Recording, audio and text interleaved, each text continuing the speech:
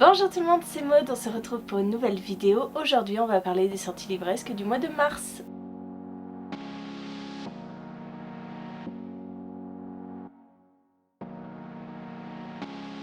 Franchement je pensais qu'il n'y avait pas tant de sorties que ça au mois de mars et finalement j'ai jeté un coup d'œil et je me suis aperçue qu'il y avait énormément de sorties thrillers, mais vraiment beaucoup. Du Claire Favant, du Manzer, du Karine Jebel. Voilà, donc je vais laisser ça à Séverine, elle en parlera très bien. Moi je vous fais une petite sélection, une toute petite sélection. Et vous verrez bien, écoutez, je vous en parle un petit peu des thrillers, mais c'est pas l'essentiel de ma chaîne. On commence le 3 mars avec Alain Damasio qui sort un nouveau roman qui s'appelle Scarlett et Novak. C'est chez Rajo, alors ça m'a étonné de voir chez Rajo, mais je pense qu'on est plus dans du young adulte du coup. C'est étonnant, il me semble que c'est Novak qui... ou l'inverse, je ne sais plus. Un des deux personnages qui fuit et qui se fait aider par son intelligence artificielle qui est dans son téléphone. Dans son Bright Phone. Alors je sais pas si c'est un téléphone ou quelque chose, ça a l'air d'être quelque chose de futuriste. Alain Damasio, je le connais par La Horde du Contrevent qui a été un énorme coup de cœur. Je n'ai pas lu Les Furtifs, je ne sais pas ce que vaut ces autres récits, mais rien que pour le nom de l'auteur, je me le note. Comme d'habitude, tous les résumés des livres dont je vous parle sont en barre d'infos.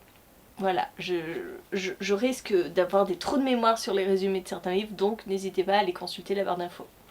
Le 4 mars sortira Le Cadeau de Sébastien Fitzek aux éditions de l'Archipel. C'est un petit peu la sortie incontournable, hein, un Sébastien Fitzek. Ça fait maintenant quelques années que je ne loupe aucune de ses sorties. Ce sont toujours des histoires psychologiques. Là, on n'échappe pas à la règle, on est avec Milan qui est analphabète. Voilà, il a eu des soucis dans sa jeunesse. Un gros traumatisme crânien et si vous voulez, il est analphabète. Il ne sait pas lire, il le cache par tous les moyens, sauf qu'un jour, il va en vélo rentrer chez lui et se retrouver à côté d'une voiture avec une jeune fille à l'arrière qui a un panneau dans les mains et qui est en pleurs. Et là, il se dit... Pourquoi? Qu'est-ce qu'il y a écrit sur ce panneau? Est-ce que c'était une demande d'aide? Est-ce que c'était quelque chose... J'aurais pu l'aider ou pas? Et il va partir à la recherche de cette voiture, de cette jeune fille, etc. Et ça va l'embarquer dans une histoire folle. Et ce livre est déjà lu. Oui, je vous en parle dimanche. Toujours le 4 sortira Glacé de Christine Ferré-Fleury chez Scrinéo. Ici nous sommes dans une... réécriture de La Reine des Neiges, alors pas La Reine des Neiges libérée, délivrée, hein, non, La Reine des Neiges, le conte de Andersen. Et donc nous allons suivre une jeune fille qui s'appelle Sana et qui va partir à la recherche de son meilleur ami Kay qui a été enlevé par les glacés. C'est ma lecture en cours, vous voyez, il me reste quelques pages pour le terminer, donc normalement vous aurez mon point lecture dimanche aussi, si je le termine très rapidement. Mais pour l'instant, c'est très particulier, mais je vous en parlerai dimanche. Encore et toujours le 4, sortira Promets-moi, papa, de Joe Biden, paru chez l'Archipel. Et là, vous vous dites, mais Maud, c'est quoi ce livre? Je ne lis absolument jamais de biographie, mais jamais. J'ai le livre de Michelle Obama dans ma palle, je ne l'ai jamais lu.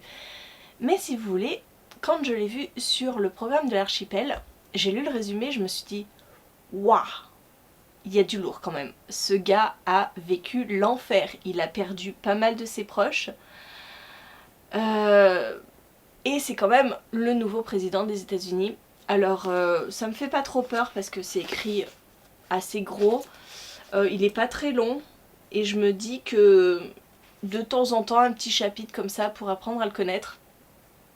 Et ben voilà, je me lance dans de la biographie, vous vous rendez compte? Même moi j'aurais jamais imaginé, mais celui-là me faisait envie et il sort le 4. Encore le 4, sortira chez Pulp Fiction La Ligue de la Nature au secours du baleineau de Ismaël Khalifa.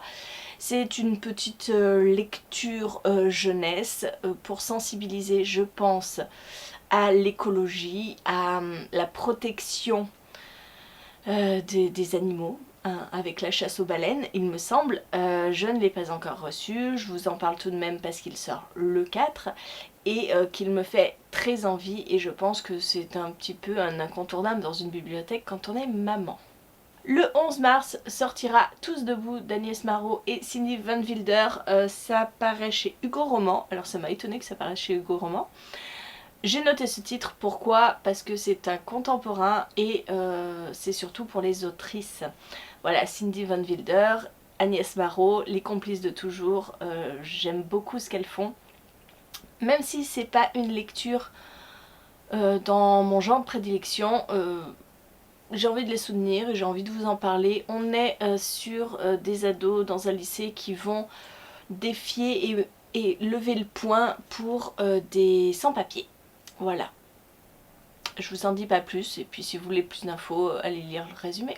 Le 11 mars sortira Les chiens de Passevik de Olivier Truc, paru chez Métayer Noir.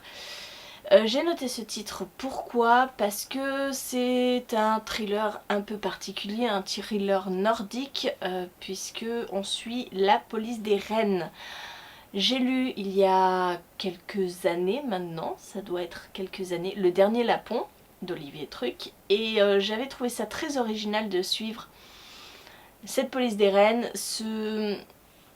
cette culture particulière nordique, donc pourquoi pas me replonger dedans avec Les chiens de Passevik.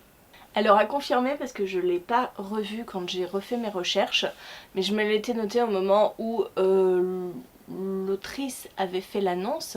Mais normalement le 17 mars doit sortir Les brumes de Cendre Lune, le tome 3 de Georgia Caldera, paru chez J'ai lu et...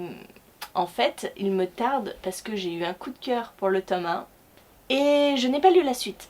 Parce que je me suis dit, je vais être frustrée et j'attends que toute la saga sorte et puis je me lirai le 2 et le 3. On est dans un univers dystopique.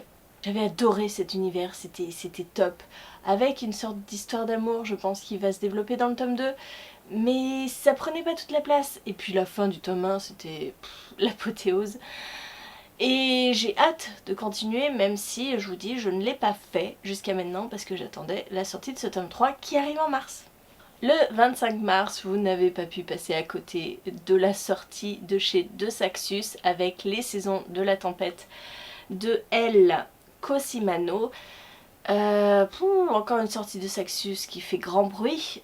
Et moi, c'est vraiment le résumé qui m'a interpellée parce que j'ai trouvé ça hyper original. On est avec les saisons de l'été, printemps, hiver, etc. Et pour changer, pour passer d'une saison à l'autre, il faut que la saison d'après tue la précédente. Vous voyez? Comme si on personnalisait les saisons et qu'elles se livraient un combat sans fin et à mort. J'ai trouvé ça top. Alors je peux peut-être me tromper, hein. J'ai lu que les premières lignes parce que j'ai pas envie de me spoiler, hein, clairement, avec des résumés trop spoilants. Mais encore une sortie de Saxus qui me fait furieusement envie. Jusqu'à la prochaine qui est quand même Crescent City, Sarah Jimas. Mais c'est pas pour tout de suite. Le 31 mars, et ce sera la dernière sortie dont je vais vous parler, il s'agit de la sortie de La passeuse de mots de A.J. Twice chez Hachette. Et on est dans un roman jeunesse et j'ai l'impression que les mots ont une valeur très spéciale dans cet univers sur Hélios. Voilà, c'est le monde d'Hélios, le royaume d'Hélios. Les mots ont un pouvoir et on a une jeune fille qui dévore les livres, qui est passionnée de lecture.